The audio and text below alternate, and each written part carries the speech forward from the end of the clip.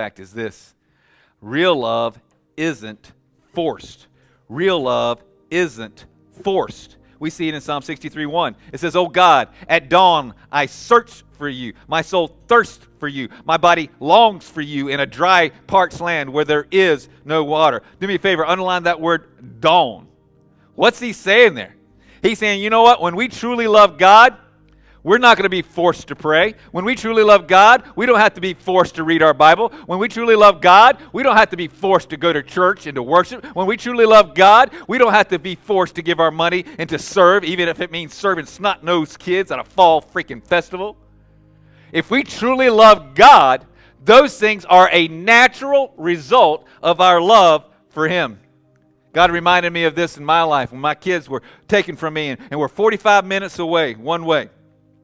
When I truly loved my kids, it was not a burden for me to drive 90 minutes for a 30-minute lunch. It was not a burden for me to drive 90 minutes for a 4-minute guitar recital. It was not a burden to me to drive 90 minutes to spend 10 minutes with them in a coffee shop. Why? Because real love wants to be with. And nobody had to force me. Nobody had to hold a gun to me. Nobody had to bribe me.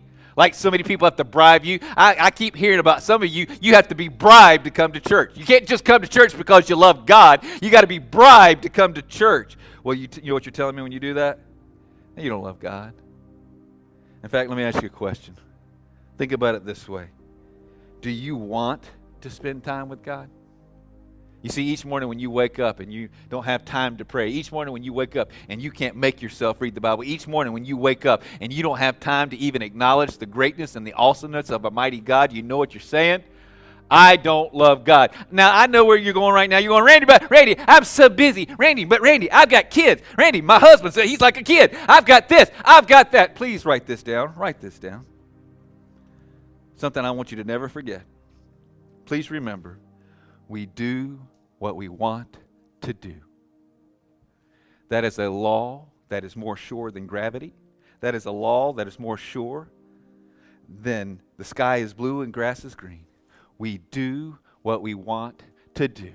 And if you've not spent time with God this week, if you've not had time for God this week, if this is the first time you've cracked your Bible this week, stop saying that you love God.